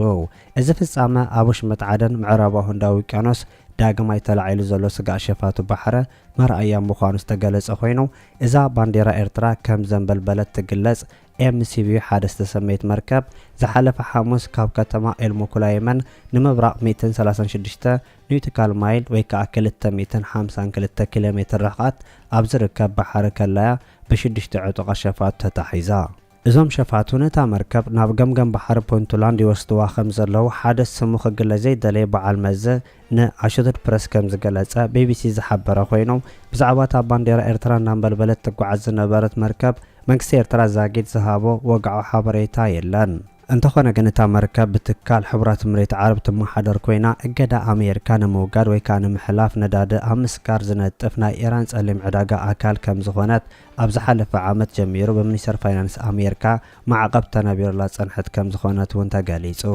ኣብታ መርከብ 16 ህንዳውያን ሓደ ሶርያዊ ሓደ ሱዳናዊ ከም እውን ሓደ ኢራቃዊ ዝርከብዎም 20 ሰራሕተኛታት ኣለዉ ናይቲ ሓደ ሰራሕተኛ ዜግነት ግን ክሳብ ሕጂ ዝተባሃለ ነገር የለን ቀጥታ ምስ ኩነታት ኢትዮጵያ ዝተተሓዘ ኮይኑ ናይ 12 ክፍሊ መልቀቂ ፈተና ዝወሰዱ ኢትዮጵያውያን ተምሃሮ ልዕሊ ፍርቂ ሚልዮን ዝበፅሑ ሓሊፉ ዝርከብ ዘሎ ቁፅሪ ብጣዕሚ ዘገርምን ዘስደምምን ኮይኑ ይርከብ ናይዞም 560,000 ዝኣክሉ ተምሃሮ መልቀቂ ፈተና ናይ 12 ክፍሊ ዝወሰዱ 70,000 ጥራዮም ክሓልፉ ክኢሎም እዚ ኸ ሓደ ካብቲ ንኢትዮጵያውያን ኣሰንባሩ ኮይኑ ዝርከብ ዘሎ ዜናታትና ርስታትን እዩ ስርዓት ብልጽግና ናይ 12 ክፍሊ መልቀቂ ፈተና ዝተረፉ ተምሃሮ ቀጥታ ናብ ምክልኻል ናይቲ ሃገር ከኣትዎ ዝሓለፈ 2 ዓመታት እማመታት ኣቕሪቡ ምንባሩ ዝዝከር ኮይኑ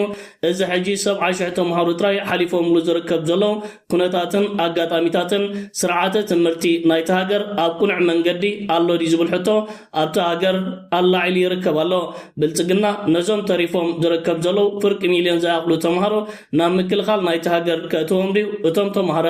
ቁሩባት ኮይኖም ናብ ምክልኻል ናይቲ ሃገር ክቀላቀሉ ድዮም ዝቕፅል እዋንን መዓልታትን ምላሽ ክህበና እዩ ኣብ ኢትዮጵያ ዘሎ ኩነታት ግን ክሳብ ኣብ ከምዚ ዓይነት ዝተሓተ ደረጃታት ወዲቑ ይርከብ ኣብ ኢትዮጵያ ዝኾነ ይኹን ሰብ ገንዘብ ከፊሉ ድሌቱ ነጥቢ ክውስኽን ድሌቱ ክሓልፍን ብተደጋጋሚ ይረአዩ እዚ ሓደ ካብቲ ዓበይቲ ማዕንቆታት ንስርዓተ ትምህርቲ ናይቲ ሃገር ከም ዝኾነ ሰበስልጣን ስልጣን ናይታ ሃገር ከይተረፉ አፋውቲዮም ይዛረብዮም ንሚኒስተር ትምህርቲ ናይታ ሃገር ብርሃኑ ነጋ ኣብ ሓደ አጋጣሚ ንምንታይ ተማሃራይ ብክንዲ ዝቁፅሪ ዝተርፍ ዘሎ ተባሂሉ ኣብ ዝተሓተሉ እቶም ዝሓልፉ ዘለው እኹላት እዮም ክብል ዘስደምም ምላሽ ሂቡ ነይሩ። ናይ ኢትዮጵያ ኩነታትን ምዞም ተማሃሮ ተታሒዙ ዝወፀ ዘሎ ከምዚ ዓይነት ዜናታት ነዚ ይመስል። ላዕለዋይ ወተሃደራዊ መኮነን ኢትዮጵያ ምስ ጽምዶ ረክብ ኣለካ ብዝብል ካብ ሓላፍነት የለ ከም ዘሎን ናይ ገዛ እስር ኮይኑ ከም ዘሎን ተሓቢሮም ፍልፍላት ከም ዝሓበረዎ ፖለቲካዊ መራሕትን ወተሃደራዊ መራሕትን ብልጽግና ሕድሕዶም ከም ዘይተኣማመኑን ከቢድ ምክፍፋል ከም ዝተፈጠረን ዝተረኸበ ሓበሬታ የረድም። ኣብ መንጎ ብልጽግና ኦሮሞን ብልጽግና ኣምሓራን ብሃፍቲ ክፍፍልን ብጉዳይ ኣዲስ ኣበባን ዓብዪ ዝኾነ ጎንፂ ከም ዝተፈጠረ ዝግለጽ ዘሎ እንትኸውን ኣብ ውሽጢ ወተሃደራዊ ኣዘዝቲ እውን ዓብዪ ዘይምትእምማንን ምግምማዓን ከም ዝተፈጠረ ተገሊጹ ኣሎ። በዓሉ ብዝፈጠሮ ሽግር እታ ገመድ ትኸረር ከም ዘላን ስልጣኑ ብሓይልታት ጽምዶ ከምንዛዕ ከም ዝኽእልን ዝተዓዘበ ብልጽግና ኦሮሞ ካብ ብሔረ ኦሮሞ ወፃኢ ዘለዎ ሓለፍቲ ብምጥርጣር ክትትል ይገብረሎምን ካብ ስልጣኖም ይኣልዮምን ከም ዘሎ ካብ ወተሃደራዊ ፍልፍላትና ዝተረኸበ ሓበሬታ የረድም። ኣብቲ ጀኖሳይዳዊ ኩናት ትግራይ ዋና ተለኣኸ ኣብይ ኣሕመድ ዝነበረ ጀነራል ኣበባው ታደሰ እውን ኣዋርሕ ናይ ገዛ እስር ኮይኑ ከም ዝርከብ እየ ዝግለጽ ዘሎ። ጀነራል ኣበባው ታደሰ ናይ ገዛ እስር ክኸውን ዝኸኣለ ምስ ፋኖን ሓይልታት ጽምዶን ርክብ ኣለካ እዮ ብዝብል ተጠርጢሩ ከም ዝኾነ ተፈሊጡ ኣሎ። ነዚ ስዒቡ ድማ ምክትል ኢታማዦር ሹም ኢትዮጵያ ኮይኑ ክሰርሕ ዝጸንሐ ጀነራል ኣበባው ታደሰ ካብ ስልጣኑ ክለዓል ከም ዝተወሰነን ብጀነራል ባጫ ደበሌ ከም ዝተካኣን ዝተረኸበ ምሽጥራዊ ሓበሬታ ገሊጹ ኣሎ። ስለዚ ድማ ብልጽግና ኦሮሞ ምስ ሓይልታት ጽምዶን ዝገብሮ ወሳናይ ጦርነት ኣብ ምክልኻል ኢትዮጵያ ዘለዎ ወሰንቲ ናይ ስልጣን ቦታታት ብናይ ባዕሉ ሓለፍቲ ትክኦ ከም ዘሎ ተፈሊጡ ኣሎ። እዚ ከምዚ ኢለ እናሃለወ ሎም እውን ኣብ ትግራይ ጽዑቕ ዝኾነ ናይ ድሮን ምንቅስቓስ ከም ዘሎ ዝተሓበረ እንትኸውን ደገፍቲ ብልጽግና ዝኾና ሚድያታት ድማ ብፍላይ ኣብ ደቡብ ትግራይ ዝተፈላለዩ ግዝኣታት ናይ ድሮን ምጥቃዕትን ክፍጸም ወፍረና ገበራ ይረከባ። እተን ሚድያታት ናይቲ ቦታ ሾም እናፀውዓ ኣብ ግዝኣታት ራያ ናይ ኤርትራ ታንክታትን ካልኦት ከበርታ ኣፅዋራትን ስለ ዘለዎ ብልጽግና ናይ ድሮን ምጥቃዕትን ክፍጸም ወፍረና ገበራ ዝረከባ እንትኾና ብልጽግና እውን ብፍላይ ኣብ ኣላማጣ ኮረምን ማይጨውን ጽዑቕ ዝኾነ ናይ ድሮን ምንቅስቓስ ይገብር ስለ ዘሎ ህዝብን ሰራዊትን ትግራይ ልዑል ጥንቃቐ ንኸገብሩ መልእኽቲ እናተመሓላለፈ ይርከብ። ማሕበረሰብ ዓለም ንዓለም ለኸ ሕጊ ብምጥሓስ ኣብ ልዕሊ ሲቪላውያን ትካላትን ነበርቲ ከተማን ዝበጽሕ ዘሎ መጥቃዕቲ ድሮን ኣየርን ደው ከብል ጻዕጢ ክገብር ይግባእ ክብሎም ተሓላቕቲ ሰብኣዊ መሰላት ሲቪክ ማሕበራት ትግራይ ጸዊዖም። እቲ ጥምረት ኣብ ልዕሊ ንጹሃን ዜጋታት ዝበጽሕ ዘሎ መጥቃዕቲ ድሮንን ነፈርትን ደው ከብል ኣብ ዘቕረቦ ጻዊዕት እዩ ነዚ ዝገለጸ። እቲ ጥምረት ነቲ 14 ናሕሲ 2018 ዓ.ም ብኣቆጻጽራ ግዝ ኣብ ልዕሊ ሲቪልያን ነበርቲ ከተማ መቐለ ዝበጽሕ መጥቃዕቲ ድሮንን ነፈርትን ኣበርቲዑ ከም ዝኾነ እንድሕር ምግላጽ ንኹሎም ጉዳያት ሙሉን ቁልጡፍን ፈውሲ ከም ዝምነ ገሊጹሎም። እቲ ኣብ ልዕሊ ንጹሃን ዜጋታት ዝፍጸም መጥቃዕቲ ድሮን ነፈርትን ነቲ መሰረታዊ መትከላት ዓለም ለኸ ሕግታት ሰብኣዊ መሰል ዝጥሕስ ምዃኑ ኣስሚሩሉ እዩ። ዝኾነ ይኹን ወተሃደራዊ መጥቃዕቲ ሲቪላት ካብ ዕጡቃት ሲቪላዊ ንብረታት ድማ ካብ ወተሃደራዊ ዕላማታት ክእለ እምበር ኣብ ልዕሊ ሲቪላትን ናይ ሲቪል ንብረታትን ጉድኣት ከብጽሕ ከም ዘይግባእ ኣብ ዓለም ለኸ ሕጊ ሰብኣዊ መሰላት ብግልጽ ሰፊሩ ከም ዝርከብ ተቂሱሉ። ብምዃን ድማ ማሕበረሰብ ዓለም ነዚ ብመንግስቲ ኢትዮጵያ ንዓለም ለኻዊ ሕጊ ብምጥሓስ ኣብ ልዕሊ ሲቪላውያን ትካላት ነበርቲ ከተማ መቐለ ዝበጽሕ ዘሎ መጥቃዕቲ ድሮንን ኣየርን ደው ከብል ጸቕጥ ክሕድር ንጽውዕ ክብል ኣብ መግለጺኡ ጠቂሱሉ። እቲ ዓላማ ወተሃደራዊ ዓላማ ከም ዘይኾነ እንተደኣ ተፈሊጡ ሲቪላት ንዘይምጉዳእ ተባሂሉ እቲ መጥቃዕቲ ናይ ምስራሕ ወይ ድማ ናይ ምእላይ ኩሉ ዝከኣል ሕግታት ክውሰድ ከም ዝግባእ ኣብቲ ንጹህ ዘለዎ ወገናት ድማ ኣብ ኩሉ ዝግበር ወተሃደራዊ ምንቅስቓስ ዓለም ለኻዊ ሕግን ሰብኣዊ መሰላትን ናይ ምኽባርን ንሲቪላትን ናይ ምክልኻል ግቡእ ክዋጻእ ከም ዝግባእ እቲ ሕጊ ወሲኹ ከም ዝድንግግ ይሕብር። ትካል ጥምረት ተሓለቕቲ ሰብኣዊ መሰላት ሲቪክ ማሕበራት ትግራይ ሓለዋ ድሕንነትን ክብርን ሲቪላትን ልዕሊ ፖለቲካዊ ወተሃደራዊ ረብሓታት ስለ ዝኾነ ኣብ ልዕሊ ሲቪላትን ንብረታቱን ዝበጽሕ ዘሎ ዝተፈላለዩ ወተሃደራዊ መጥቃዕትታት ብቕልጡፍ ጠጠው ክብል ይግባእ ክብል ሓቢሩሎ። ኩናት ንከቢድ ትሕሰት ሰብኣዊ መሰላት ምፍንቃል ስነ ልቦናዊ ጉድኣትን ሰብኣዊ ሓደጋ ዘጋድድ ብምዃኑ ተገደስቲ ኣካላት ዘለዎም ፍልልያት ብሰላማዊ ፖለቲካዊ ልዝብ ክፈትሑም ጥምረት ተሓለቕቲ ሰብኣዊ መሰላት ትግራይ ጻውዒ ተቕሪቡሎም ብልጽግና ኣብ ክልተ ጉጅለ ብወግዒ ተመቃቂሉ ይርከባሎ ብልጽግና ተወለቲ ክልል ኣምሓራ ብልጽግና ተወለቲ ክልል ኦሮሞ ኣብቲ ሃገር ክካየድ ዝቐነ ሃገራዊ ዘተን ምትኻብን ዝበሃል ኣብ መንጎኦም ሰፊሕ ጋግን ኣፈላላይን ክፍጠር ይቐንዩ ተወለቲ ክልል ኦሮሞ ነቲ ዕሸል መራሒ ኢትዮጵያ ኣብይ ኣሕመድ ዝሃቦም ተልኾታት ተሰኪሞም ናብቲ ኣዳራሽ ዝመፁን ዝኣተውን ገለ ካብቲ ዝቐረበ ንድፊ ሓሳብ ንክልላት ኣምሓራን ትግራይን ኣፍሪስካ ብጂኦግራፊ ክልቲአን ክልላት ሓደ ንምግባርን ወይ ከዓ ሓደ ዞባ ንምግባርን ዘቕረብዎ ንድፊ ሓሳብ ብተወለቲ ክልል ኣምሓራ ሙሉእ ብሙሉእ ክንፀኪ ኢሎ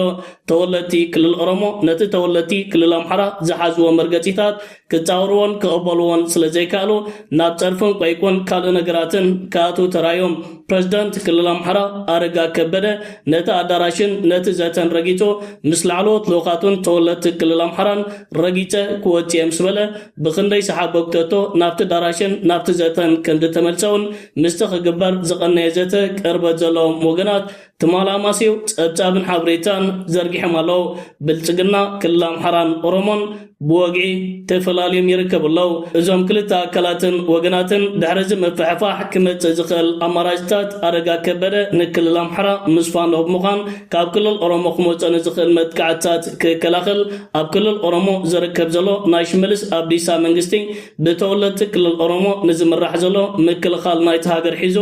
ኣንጻር ተወለቲ ክልል ኣምሓራ ክላዓል ትራዩ እዚ ኣብ ውሽጢ ብልጽግና ተፈጢሩ ዝርከብ ዘሎ ከምዚ ዓይነት ኣፈላላይ ኣብ ርእሲ መንዳዓት ጉርንጉሬት ከም ዝበሃል እቲ ስርዓት ፖለቲካዊ ቁጠባዊ ወተሃደራዊ ስዕረታት እናተሰከመ ኣብ ውሽጡ ተፈጢሩ ዝርከብ ዘሎ ከምዚ ዓይነት ኣፈላላይ ንመንግስቲ ናይቲ ሃገር ሙሉእ ብሙሉእ ዝብትን ይክኸውን ዕሸል መራሒ ኢትዮጵያ ኣብይ ኣሕመድ በዚ ሃገራዊ ዘተ ከም ዘይተሓጎሰውን ካልእ ሓበሬታታት ይወፅእ ኣሎ በዚ ኮይኑ በቲ ብልጽግና ኣብ ክልተ ተመቂሉ ኣሎ ብልጽግና ኦሮሞን ብልጽግና ክልል ኣምሓራን ማእገር ኢትዮጵያ ዝኾነ ዘተኣማምን ሰራዊት ምክልኻል ተሃኒጹ ኣሎ ክብል ፊልድ ማርሻል ብርሃኑ ጁላ ተዛሪቡ ሃገራዊ ረብሓ ኢትዮጵያ ብእሙንነት ክሕሉ ዝኽእል ሰራዊት ኢትዮጵያ ተሃኒጹ ኣሎ ክብል ዋና ኢታማጆር ሹም ሰራዊት ኢትዮጵያ ፊልድ ማርሻል ብርሃኑ ጁላ ተዛሪቡ ፍሉይ ወፍረ ማእከል እዚ መሰልጠነ ንመበል 45 ግዜ ዝሰልጠኖም ጽንዓት ኮርስ መሰረታዊ ኮማንዶታት ትማሊ ዘመረqa ኮይኑ ፊልድ ማርሻል ብርሃኑ ጁላ ኣብ ዝሓለፈው መልእኽተ ኣየር ወለድን ሓይሊ ኮማንዶን ብኣካላዊ ብቕዓቱ ብጽንዓቱን ብልዑል ወተሃደራዊ ፈልጠቱን ኣንፈት ውግእ ክቕየር ዝኽእል ሓይሊ ኢሉ ሓይሊ ኣየርን ኮማንዶን ኣብ ኣጸጋሚ ፈተናታት ሓሊፉ ሃገራዊ ሓደርኡ ብብቕዓት ከም ዝፈጸመ ዝገለጸ ፊልድ ማርሻል ብርሃኑ ጁላ ቅድሚኦም ዝነበሩ ሓይሊ ኣየርን ኮማንዶን ንኢትዮጵያ ንምፍራስ ዝቃለሱ ዝነበሩ ዕጡቃት ከም ዝደምሰሱን ንስኹም ድማ ነቶም ዝተደምሰሱ ኣብ ምጽራይ ልዑል ውግእ ይጽበየኩም ኣሎ ኢሉ ትማላማሲው ካብ ሱዳን ውዕይን ኣዝዩ ዘሐጉስ ዜና ተዘርጊሑ ይርከብ ኣሎ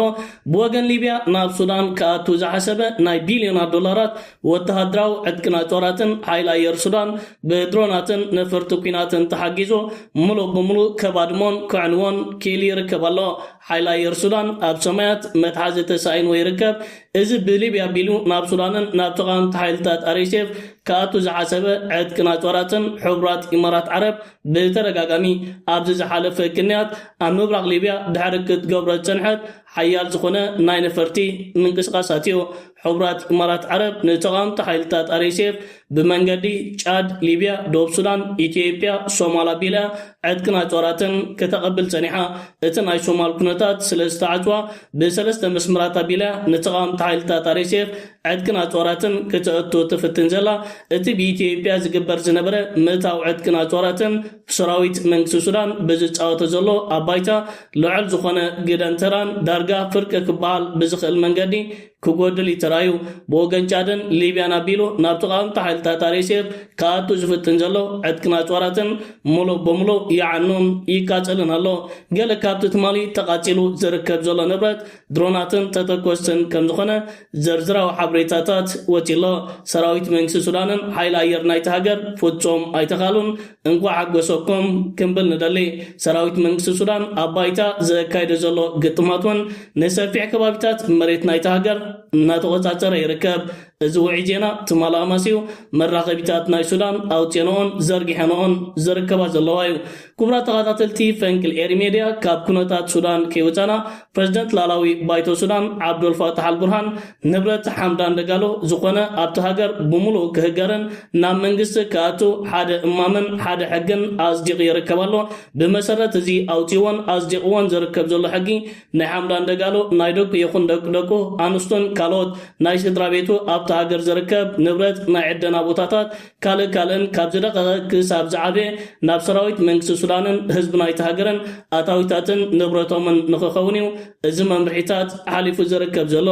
እዚ ኸኣ ንሓምዳን ደጋሎ ዓበይቲ ጽፍዒታት ክኸውን እንከሎ ሓምዳን ደጋሎ ናብቲ ህዝብን ሰራዊትን መንግስቲ ሱዳን ዘቕርቦ ዘለው ጠለባት ጸውዒታት ናይ ሰላም ዕጥቅን ኣጽዋራቱን ምስ ተቃዋምቲ ሓይልታቱ ብምዃን ኣውሪዱ ካብ ቀንዲ ከተማታት ናይቲ ሃገር ወፂኡ ኣብ ሓደ ካምፕ ንኽእከብ እዚ ዝቐርብ ዘሎ ብኣልቡርሃንን መንግስቲ ናይቲ ሃገርን ጸቕጥታት ኣብ ልዕሊኡ ነዚ ነገራት ተግባራዊ ክገብር ዝለዓለ ተኽእሎታት ኣሎ ሓምዳን ደጋሎ ይኹን አርኤስኤፍ ነዚ መንግስቲ ሱዳን ወሲድዎ ዝርከብ ዘሎ ውሳነታት ክሳብ ሕጂ ዝሃቦ ምላሽን ግብረ መልስን የለን ሓምዳን ደጋሎን ስድራ ቤቱን ንዝተፈላለዩ ትካላት ብፍሉይ ከዓ ናይ ዕደና ቦታታት ኣብ ውሽጢ መሬት ሱዳን ዝውንን እዮም አልቡርሃንን መንግስቲ ናይቲ ሃገርን ወሲዶሞ ዝርከብ ዘሎ ከምዚ ዓይነት ውሳነታት ንሓምዳን ደጋሎን ንስድራ ቤቱን ናብ መስመር ድኽነት ዝወስድ ሓያል ዝኾነ ስጉምታት እዩ ፖሊስ ዞባ ማእከል ኤርትራ ብዛዕባ ሞት 4 ኣሕዋት ህጻናት ተመልኪቱ ከፊላዊ ጸብጻብ ከም ዘውፅአ ተሓቢሩ ብዛዕባ እዚ ኣብ ወርሒ ሓምለ ኣብ ተራቬሎ ዝተፈጸመ ቅትለትን ኣብ ዳዕሮ ጳውሎስ ዘጋጠመ ሞት 4 ኣሕዋት ህጻናት ተመልኪቱ ፖሊስ ዞባ ማእከል ኤርትራ ከፊላዊ ጸብጻብ ዘውፅአ ኮይኑ ግዳይ 74 ዝዕድምኣ ወይዘሮ ስቶም ሙሳ ናይብ በዓልቲ ቤት ስውዕ መሐመድ ዓሊ ኣልኣምን ኮይና ቅድሚ ገለ ዓመታት እያ ካብ ካናዳ ጠቕሊላ ኣትያ ፈጻሚ ዝገበን ድማ ንወርሒ መመላእታ ከጻረ ድሕሪ ምጽንሑ ኣብ ተቆጽር ውዒሉ ሙሉእ ስሙ ኣቤል ዮሴፍ አብርሃ ዝተባሃለ ወዲ 23 ዓመት መንእሰይ ነባርቲ ገዛውቲ ተራበሎ ምዃኑ ሓላፊ ንኡስ ጨንፈር ገበን ምርመራ ሜጀር ጸጋይ ገብረ ህይወት ገሊጹሎ ገበነኛ ኣብ ገዛ ዝነበረ ገንዘብን ንብረትን ንኽዘምት ኢሉ ነዛ ኣደ ብበልሕ በትሪ ጨፍጪፉ ቀቲልዋ ነዚ ጉዳይ ድማ ዓዲ ኣቤቶ ሒዞሞ ድሕሪ ምጽናሕ ገበነኛ ኣብ ቀይዳ እትዮም ንፖሊስ ኣረኪቦም ኣለው ካሊእ እዚ ኣብ ማሕበራዊ መራኸብታት ክዛረብ ዝቐነየ ጉዳይ ሞት 4 ኣሕዋት ህጻናት ኣብ ሓደ ዒላ ፖሊስ ኣብዚ ጉዳይ ብድንገት ዘይኮነ ካሊእ ጥርጣረታት ስለ ዘለዎ እቲ ምጽራይ ምርመራን ቀጻሊ ምዃኑን ብዕቱብ ሒዝዎ ከም ዘሎ ኣብቲ ዘውፅኦ ጸብጻብ ኣስፊሩሎ ብልጽግና ኣብ ትግራይ ኣብ ዝገብሮ ዘሎ ደብዳብ ነፈርቲ ውግእ እውን ይጥቀም ከም ዘሎ ዝፍለጥ እንትኸውን እተን ዘለዋ ነፈርቲ ውግእ እውን ዝኣረጋን ዒላማ ፈልየን ምውቃዕ ዘይኽእላን ከም ዝኾና ተገሊጹ ኣላ ስለዚ ድማ ሕጂ ዘለኦ ነፈርቲ ውግእ ካብ ዝተሓሰበ ዒላማ ክሳብ 5 ኪሎ ሜትር ዝኸውን ስሕተት ክፍጽማ ከም ዝኽእላ ዝተረኸበ ሓበሬታ ይገልጽ እዚ ከም ዘይለን ሃለወ ብደው ግንባር ብ3 ኣንፈታት መብረቃዊ ስርሒት ሓይልታት ጽምዶ ከም ዝተጀመረ ተሓቢሮም ስርዓት ኣብይ ኣሕመድ ካብ ስልጣኑ ንምእላይ ማእኸላይ ኮማንዶ ብምስራት ኩሉ ምድላዋት ይወዲ ኣለኹ ክብል ዘፍለጠ ጥምረት ሓይልታት ኢትዮጵያ ብደው ግንባርን ብቤሻንጉልን ዝተናበበ መጥቃዕቲ የካይድ ከም ዘሎ ዝተረኸበ ሓበሬታ የረድእ ካብ ፍልፍላት ዝተረኸበ ሓበሬታ ከም ዝገለጾም ብደው ግንባር ጥራሕ ብ3 ግንባራት መጥቃዕቲ ከም ዝተጀመረ ተገሊጾም እቶም ግንባራት ድማ ብዓፋር መስመር ቆቦን ጋሸናን ከም ዝኾኑ ተፈሊጡ ኣሎ ብሰለስቲኦም ግንባራት ሓይልታት ጥምረት ሓበራዊ መጥቃዕቲ የካይዱ ከም ዘለዉ ዝተገለጸ እንትኸውን እቲ ብኣንፈት ዓፋር ዘካየድ ዘሎ መጥቃዕቲ ሰራዊት ትግራይን አንጻር ብልጽግና ዝቃለሱ ሓይልታት ዓፋርን ብጥምረት ዘካይድዎ ዘለዉ መጥቃዕቲ እንትኸውን ሰራዊት ብልጽግናን መሻርክቱን ካብ ብዙሓት ኣብያታት ዓፋር ተሸኒፎም ከም ዝወፁ ነቲ ውግእ ሕጂ እውን ይቕጽል ከም ዘሎን ካብቲ ግንባር ዝተረኸበ ሓበሬታ ይገልጽ ዕጡቋት ዓፋር ኣብ ልዕሊ እቲ ሓይሊ ሓራ መሬት ዝበሃል ጸረ ህዝቢ ትግራይ ዝኾነ ሓይሊ ሃንደበታዊ መጥቃዕቲ ከም ዝኸፈቱን ሰራዊት ብልጽግና እውን ሓገዝ ከም ዝኣተወን ዝገለጹ ፍልፍላትና እቲ ውግእ እናኸበደ ምስከደ ሰራዊት ትግራይ እውን ስጉምቲ ከም ዝጀመረን ዛጊድ ሓይልታት ጥምረትና ጥቅዖን ኣብ ጭፍራ የምርሑ ከም ዘለውን ተገሊጾም ብተመሳሳሊ ዜና እቲ መስመር ቆቦ ዝተጀመረ ውግእ እውን ብድሮን ነፈርትን ተሓጊዝ ይቕጽል ከም ዘሎ እንዳተጸብጸበ ይርከብ ኢትዮ ኒውስ ሒዛቶ ዝወፅአት ትኩስ ሓበሬታ ከም ዝገለጾ ኣብ መስመር ቆቦ ዘሎ ሰራዊት ብልጽግናን መሻርክቶን ብኩሉ ኣንፈታት ከም ዝተኸበበን ምህደም እውን ከም ዘይብሎን ገሊጻ ኣላ እታ ሚድያ ወሲኻ ከም ዝገለጸቶ ሰራዊት ብልጽግና ብወልድያውን ብፋኖ መጥቃዕቲ ከም ዝተኸፈተሉን ምስ አዲስ አበባ ዘራኸብ መስመር ኣብ ትሕቲ ቁፅፅር ሓይልታት ፋኖ ከም ዝኣተወን ብምግላጽ ካብ ቆቦ ክሳብ ወልድያ ደሴ ኮምቦልቻ ዓሪዱ ዘሎ ሰራዊት ብልጽግና ምህደም ከም ዘይብሎ ገሊጻ ኣላ። ካብ ካልኦት ፍልፍላት ዝተረኸበ ተወሳኺ ሓበሬታ ከም ዝገለጸውን ፋኖን ሰራዊት ትግራይን ብዝተፈላለየ ኣንፈታት ናብ ቆቦ እናጥቅዑ ከም ዝርከቡን ሽሾ ሰራዊት ብልጽግና ንጉሱ ከም ዝጠፈአቶ ንህቢ ዓቕሊ ጽበት ዕግርግር ይብል ከም ዘሎን ገሊጾም ኣለዉ። በተመሳሳሊ መንገዲ ጋሸና እውን ኣብ ትሕቲ ሓይልታት ጽምዶ ከም ዝኣተወት ሕጂ ደደቢት ሚድያ ሒዛቶ ዘወፅአት ሓበሬታ ገሊጹ ኣላ። በመሰረት ሓበሬታ ደደቢት ሚድያ ሰራዊት ትግራይን ፋኖን መስመር ጋሸና ከም ዝተቆጻጸርዋ ተፈሊጡ ኣላ። ወልቀ መላኺ አብይ አሕመድ ኦሮሞ ራይሉ ሽርክና በመፍጣር ኣብ ልዕሊ ህዝቢ ትግራይ ጆኖሳይድ ዝፈጸመ እንትኸውን ሕጂ ድማ አንጻር እቲ ንሱ ዝመርሖ ዘሎ ጨፍጫፈ ስርዓት ጥምረት ዝፈጠሩ ሓይልታት ኢትዮጵያ ንመሻርክቶምን ዝኾነ ሃገራትን ብዝፈጠርዎ ጠንካራ ወተሃደራዊ ቃል ኪዳን ካብ ስልጣነ ክእለ ናይ መዓልትታት ጉዳይ ከም ዝኾነ እዩ ዝግለጽ ዘሎ። እዚ ከም ዘይለን ሃለወ በግንባር ቤሻንጉል ጉሙዝ እውን ሓይልታት ጽምዶ ኣብ ልዕሊ ሰራዊት ብልጽግና ተረፍ መረፍ ሰራዊት RSFን ተደጋጋሚ መጥቃዕቲ ብምፍጻም ኣብ ውሽጢ ቤሻንጉል ጉሙዝ ወረዳታት ይቆጻጸሩ ከም ዘለዉ ሚድያታት ዓረብና ጸብጸባ እንትኾና እቲ ጥምረት ብሰራዊት ሱዳን ይሕገዝ ከም ዘሎ ተፈሊጡ። እዚ ከም ዘይለን ሃለወ ኣብ ሸራሪና ህልቄት ዘጋጠመን ክልተ ክፍለ ጦራት ብልጽግና ኣብ ከቢድ ናይ ምፍራስ ሓደጋ ከም ዘለዋ ተሓቢሩ ኣላ። ተገዳላይ መድሃንየ ግደይ ኣብ ግንባር ምዕራብ ትግራይን ሱዳንን ዘሎ ሓድሽ ምዕባለ ከም ዝክብል ገሊጽዋ ኣሎ።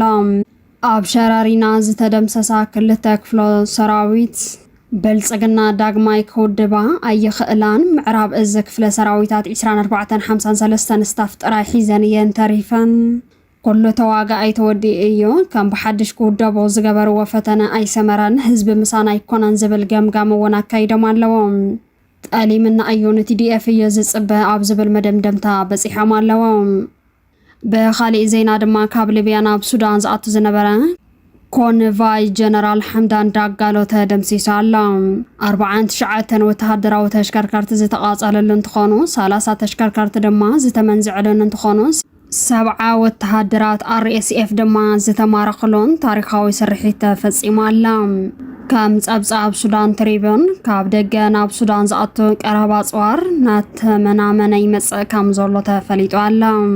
ካብ ዝተወሳኺ መንግስቲ ሱዳን ሃፍትን ንብረትን ጀነራል ሐምዳን ዳጋሎ ክወርስ ወሲኑ ኣሎ። በመሰረት ሕገ መንግስቲ እቲ ሃገር ሕድሕድ ንብረት ገንዘብ ንመንግስቲ ኣታወ ምዃኑ ጀሚሩ ኣሎ ክብል ጋዜጠኛ መድሃንየ ግደይ ገሊጹ ኣሎ። ስርዓት ብልጽግና ኣብ ዝተፈላለዩ ከባቢታት ደሃሳስ ድሮን ከካይድ ድሕሪ ምርፋድ ኣብ ወረዳ ራያ ዓዘቦ ጣብያ ገነቴ ደብዳብ ድሮን ከም ዘካየደ ተገሊጹሎ። እቲ ደብዳብ ድሮን ኣብ መንደራት ሓረስቶት ከም ዝተካየደ እውን ዝበጽሐና ሓበሬታ የመላኽት። ኣብ ዝሓለፉም ኣብ ናይ ሲቪላት ማሕበረሰብ ደብዳብ ዝፈጸመ ስርዓት ጆኖሳይደር አብይ አሕመድ ለሞን በተመሳሳሊ ኣብ ናይ ሲቪላዊ ናይ ገጠር ቦታ መጥቃዕቲ ድሮን ከም ዘካየደ ንምፍላጥ ተኻይሉሎም። በትሎማዓንቲ ዝተፈጸመ ደብዳብ መሰረት ኣብ ልዕሊ ሰብ ንብረትን ጉድኣት ሰላም ምብጽሑ ዝምልከት ዝርዝር ሓበሬታ እስካዕ ሕዚ የበጽሐናን ከም ዝፍለጥ ሕዚ ዝበጽሑና ዘሎ ሓበሬታ ከም ዘመላኽቶ ስርዓት ብልጽግና ኣብ ዞባ ደቡብ ትግራይ፣ ዞባ ደቡብ ምብራቕ ትግራይን ዞባ ምብራቕ ትግራይ ሰፊሕ ናይ ድሮን ዳሃሳሳት የካይድ ከም ዘሎ ንምፍላጥ ተኻይሉሎም። ዘይተረጋገጸ ሓበሬታ ዋላ እኳ እንተኾነ እንዳባጉና ኣብ ውሽጢ ከተማ መጥቃዕቲ ድሮን ከም ዝፈጸመ እውን ሕዚ ዝበጽሐና ሓበሬታ የመላኽት። እቲ እንዳባጉና ተፈጺሙ ዝተባሃለ መጥቃዕቲ ድሮን ዝምልከት ሓበሬታ ግን ተወሳኺ ጭቡጥ መረዳእታ ንምርካብ ጻዕርታት ብምግባር ኣብ ናይ ምሸት ምድላውና ዝርዝር ሓበሬታ ናባኹም ክነብጽሕና ኣብ ወረዳ ራያ ዓዘቦ ዝተፈጸመ መጥቃዕቲ ድሮን ዝምልከት ሓበሬታ እውን እንታይ ዓይነት ጉድኣት ከም ዝበጽሐ ዝጥምት ሓበሬታ እውን ብተመሳሳሊ ኣብ ናይ ካልኣይ ክፍለ ግዜና ናባኹም እናቕርቦ ሓበሬታ ክህልወና እዩ። ዝኸበርኩምን ፍትዋትን ተኸታተልትና ብፍላይ ድማ ኣብዞም ብተደጋጋሚ ዳሃሳሳት ድሮን ዝካየደሎም ዘለዉ ዞባታት እትርከቡ ተጋሩ ኾንኩም ኣባላት ጀግና ሰራዊት ምክልኻል ትግራይ ካብ መጥቃዕቲ ድሮን ዓርሶኹም ክትከላኸሉ ኣድላይ ዘበለ ጥንቃቐ ክትገብሩ